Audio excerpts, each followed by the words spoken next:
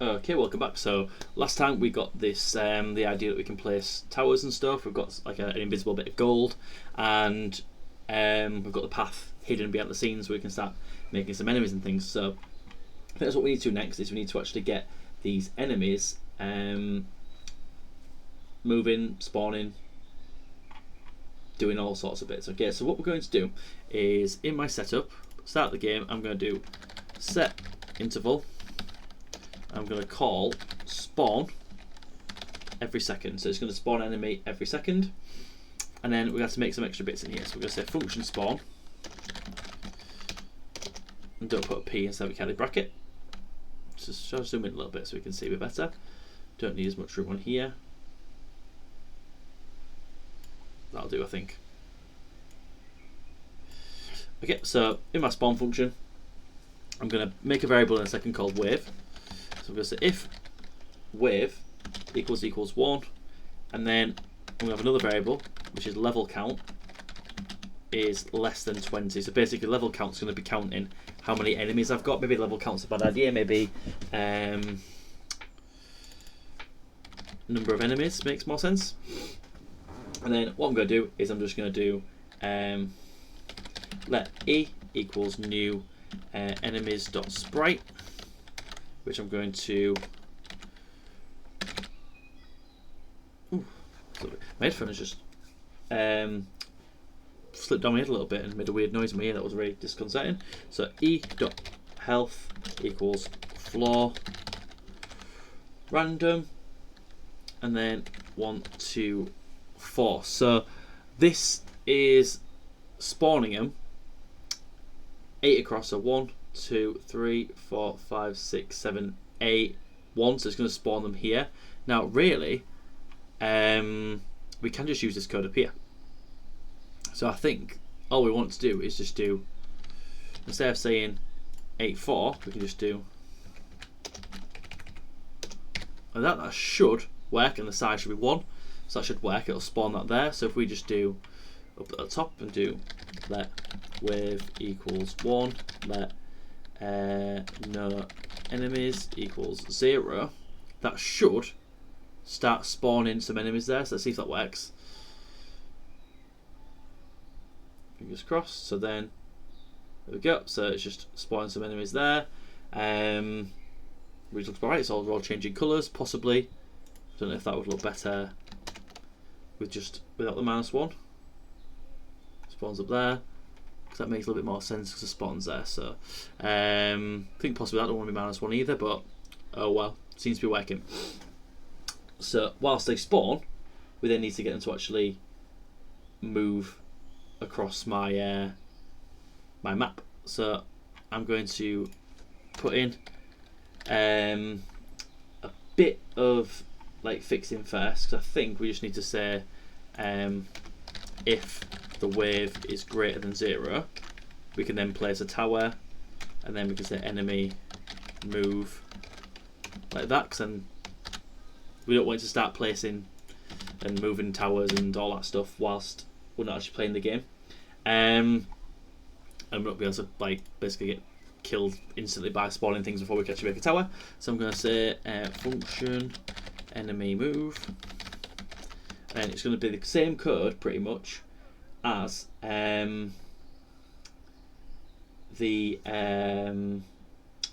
what's it called, the racing game we made. So all we're going to do is just do I'm going to do for e of enemies, and then we're going to do e.text equals e.health.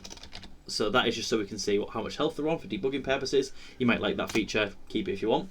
Then what I'm going to do is I'm going to switch. So I'm going to do a case statement for the health, and basically say in the case of them having 2 health, I'm going to say e.color equals purple, and then break out of that, and do the same thing just so they've all got a different colour based on their health. So case 3, let's say red, and then we can just say after that the default it's just going to be e.color equals blue, just so we've got a bit of colour in there. It's not needed at all by any stretch of the imagination. I just think it's better to give them a bit of different colour. And then that's our switch statement that's going to colour them nicely for us. And then I'm just going to say if node and then e.counter, same as last time, so if the nodes exist, e.move to, and then e.counter, and then give it a speed. So e.counter, e.move to the actual node e.counter. Let's actually do that properly. So I'm going to move to that particular node if it exists at a speed of 0.05, so it's nice and slow. And then if e.overlapping with node e.counter, so if they actually get to that, we're just going to do exactly the same as before, and just do e.counter plus equals 1, and then yeah, that's pretty much it. So that's going to make a move across, and then I suppose what we probably want to do is what we did last time as well, which is else. So if like that. So if we're not, if it gets to the end, we do e.counter equals 0, but not. I don't think we need that actually. It's useful if we're going in a loop, but we're not doing that. We're going to get to the end and stop. So we can just say if, just check I'm not out the wrong thing. I'm not. So if e dot overlapping the very last, well, the first, but of the end group, then we can just do lives minus equals e dot health, and then e dot remove. Now that means I'm going to have a variable for lives. So right at the top, I'm just going to do let lives equals 100. So that's my health, let's say. So that's going to move our enemies. So theoretically, if I've not made an error, which I'm sure I have, so 177. Have I got an extra thing there? Have I? Looks like an extra bracket. Let's have a look. So they're moving. Some weird stuff happening there. I'm not too sure why they're spawning from the bottom, which is interesting. That could be something I've done wrong, because they're going to this. Oh, have I got these backwards? I think. Let me just let's just fix this a second. Let's just put it to what I had before, because I think there's a reason why I didn't do it last time, because they seem to be going to the wrong place. So let's just try 8.1, see if that works. That's better. I'll have to figure out why that's being a bit weird, but is that because that's where it's going to? 8 across 1? No. Not too sure. I'll have to look into why it's not working, but that's colouring them right. They've all got the health on top and they're going to the end, so that's good, and they're removing themselves and I'm losing lives as we go along, so that's decent. I can place a tower, so I suppose the next thing we need to do is actually have it so we can kill the enemies. So let's make a kill enemies function. Let's just camel case that as well. So we need to say function kill enemies, and then all we're going to do is go through. I suppose we need to shoot before we do that, don't we? So let's just actually make it so we can shoot, shall we? Now, I think the best way to have shooting on this one as well, it's not the best, but how mine works is we're going to do the same interval, and we're going to have tower shoot every 2 seconds.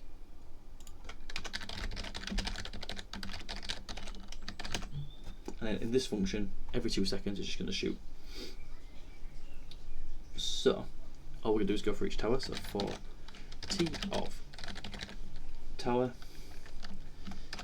if there are enemies on the screen, so if enemies, I'm just looking at the first one in the list. So as they get killed, it says basically, so it's going to shoot the first one, the one at the front. You're going to say let p equals new projectile dot sprite at the tower dot x and the tower dot y, p dot direction equals p dot angle 2, and we're going to look towards our first enemy, and then p dot speed equals 0.01. So that's going to shoot the tower. So if I've got a tower on the screen, it's a little bit slow. It does seem to be working, but it seems to be a little bit slow. So I'm not too sure why that's so slow. Let's try that to be 5 maybe.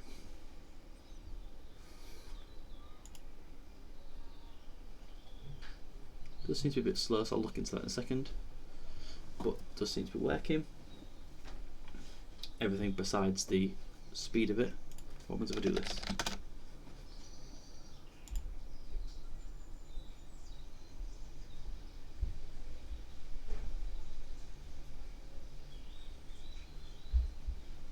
Seems to be shooting anybody at that speed. Interesting. I don't know why I put it to 50, if that's going to make it any better. It seems to be so quick we can't see them, but I can't tell if it's actually hitting them or not.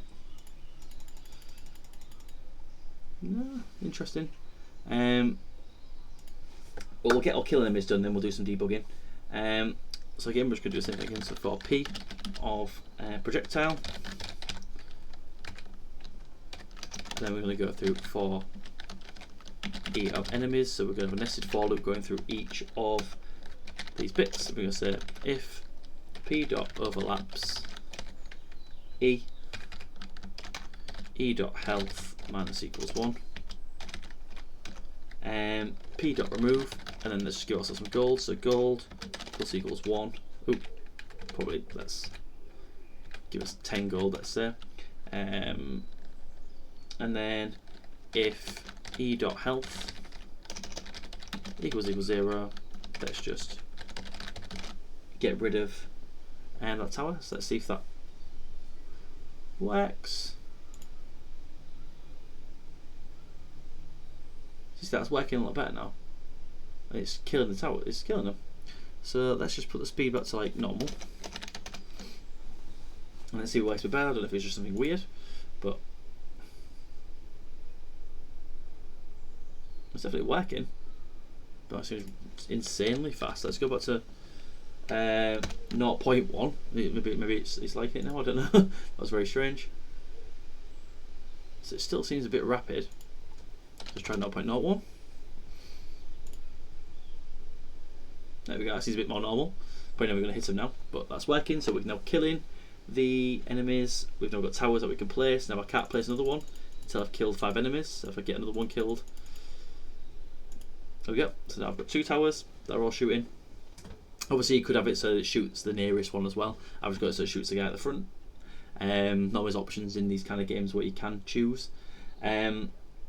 So the next thing I want to do is to just draw like a heads up display so we can see what's what. So what I think I'll do is I'll just copy this across from my program already. So I've got one already created. So I've got function draw HUD, which again just draws a little square in the corner, tells me what wave I'm on, how many lives I've got and what gold I've got, and I can just do that here by just doing allsprites.draw and then draw HUD. So that should tell me how much information I've got. So I can see how much gold. So I've got 0 gold, and then as I kill these I should get I've noticed I give myself gold every time I hit one rather than every time I kill one. I don't think it matters. And then I think the only thing we need to do is maybe have it so the game doesn't start until we press a button or something, or we do something. So to do that, I think best thing to do is just draw a button. So if we make a variable called wave button, so let wave button, then I can just use a create button there. So that's going to make a nice little button there, and it'll probably crash. So we'll start wave there. So we can just do right at the bottom, function start wave, and then we just do wave equals 1. I think will that work? Just do that. Obviously, we really want it to actually works properly and does. So I think we need to have it probably if enemies dot length equals 0. So if we've killed everybody, we just add 1 to waves so we can actually get to the end of a level. Because that's going to make like 20 enemies or so. And then we just need to make sure in our draw function everything's in there nicely, that we don't spawn or anything like that. So I think actually that should be about it. So let's have a look. So that's spawning without there being a wave on there. So if wave is greater than 0, and then if wave equals 1, but I need to set wave back to 0. So now nothing should happen. I can't do anything. Can't place a tower. Can't do out. Press start wave, and now I can place a tower. Admittedly, I don't like that because you can place a tower on there when you press that button. So one, I could probably move it. I think would be the best thing, to move it off the screen where you have it right in the middle, so we can't actually see it like in this corner, because it's a bad place anyway. We have it so you start wave in the middle. It would make more sense. So we could do width divided by 2, height divided by 2. Will that be better? So that, but then you're still gonna make a tower go there. So I wonder what would be the best way of doing it, because I don't like that. I think it's a pretty good game, but it's forcing you to place a tower there, which I don't like. So I think in our because as soon as we press it, it's gonna have to be, unless, I mean, there's a really easy fix for this, which is probably a poor way of doing it, but we could just do the height take away 2, take away like 30.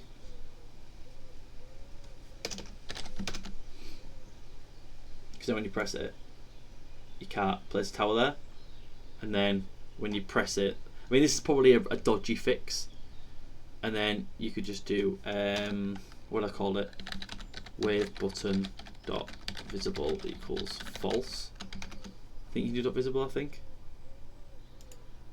is that visible.